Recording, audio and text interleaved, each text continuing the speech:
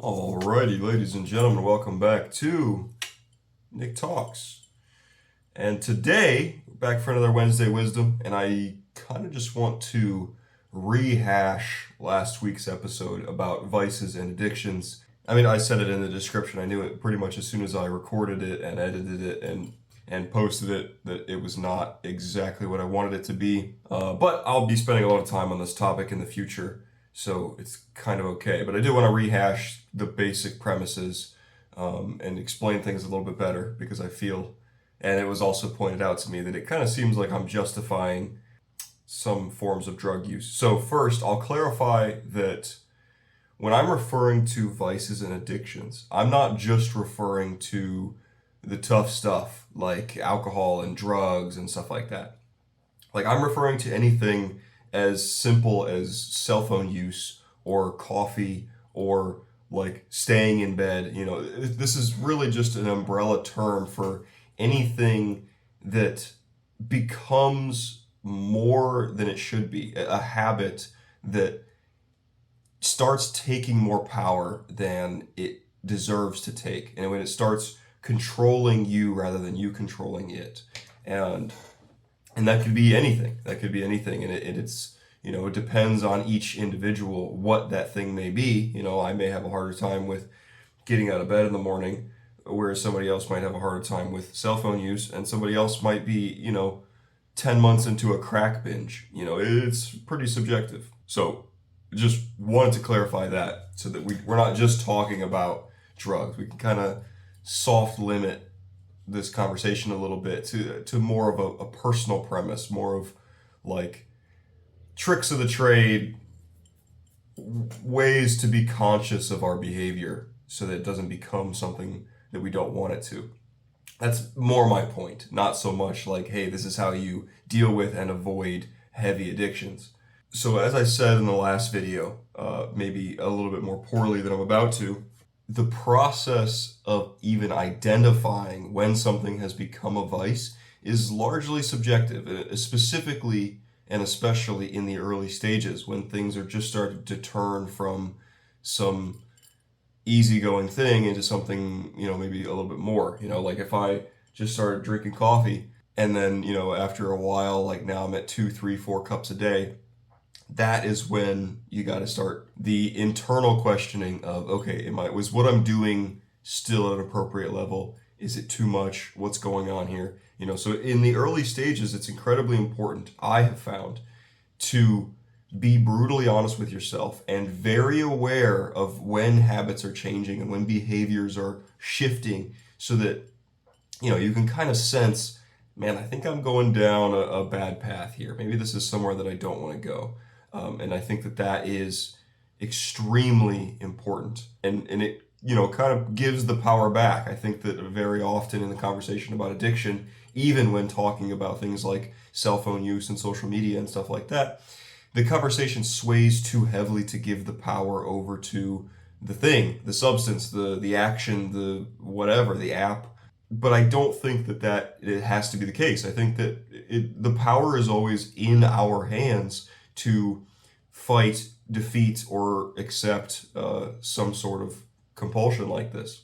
And in doing so, returning the power, it's ultimately up to you or me or whatever, the individual, to identify when we're crossing that threshold or even approaching it, and then taking the action necessary. And, I say this with a lot of experience in this department, and I would say that a lot of my experiences have been somewhat counterintuitive to where people on the outside would tell me that this is going to be how I'm going to experience this thing. This is how addictive this is. This is how hard of a time I'm going to have. And it's been a no-brainer for me, a piece of cake. But sometimes people are saying that this is a non-issue and I have an issue with it. And so this is where I definitely draw the conclusions that it is up to you. Like, you really have to pay attention to how am I handling this thing, regardless of what people say or what the people around me are handling it with. Like, if, somebody else can drink coffee every day and they seem to be fine about it, and then I start drinking coffee every day and I'm tweaking and my anxiety is going through the roof, then there's some conscious effort that needs to go into curbing that and not continuing the habit, right? Now, something that I said in the first one that I would like to clarify a little bit is that while I do believe, as I've said, that the beginning stages of vice development or addiction or whatever we want to call it is largely up to you and only you to identify that this transition is taking place from easygoing habit to something a little darker. Once you start getting into the later stages, and sometimes even in the beginning stages, it is incredibly valuable to at least note the opinions of others. And when people are saying, hey, I think something bad is going on here, now it ultimately, no one can ever take your autonomy from you. I mean, barring a straitjacket, right? But so it's going to be your choice to pull out of there anyways. But my point was not to completely dismiss other people when they start expressing concern. My point is more that the choice is going to be with you regardless of what anybody says. And so you really have to be conscious and tell yourself the hard truths and allow people to express themselves, but also be aware that they might not be entirely correct. But you do run into danger here, because as anyone who's gone down the road of something that has taken more from them, I mean, it could be fucking TikTok, right? The mind of an addict is, the sole function is to justify the addiction, right? It is to tell stories to yourself and others so that you keep doing the thing. That is like how your brain is trying to get more of whatever chemistry it's being fed. And it is, no, this is fine. No, it's okay. So this is where being your own partner of accountability and being honest with yourself can fall short. Now, if you're brutally honest, I am of the opinion that the right answer is always in there. It's always bouncing around in your skull somewhere that I shouldn't be doing this, or I shouldn't be doing this as much as I am, right? The truth is always within. It's just, sometimes easier to hide or easier to run from. And so that's where listening to the opinions or the expressions of warning from other people is incredibly useful. And I don't think that relying on yourself solely is a long-term play.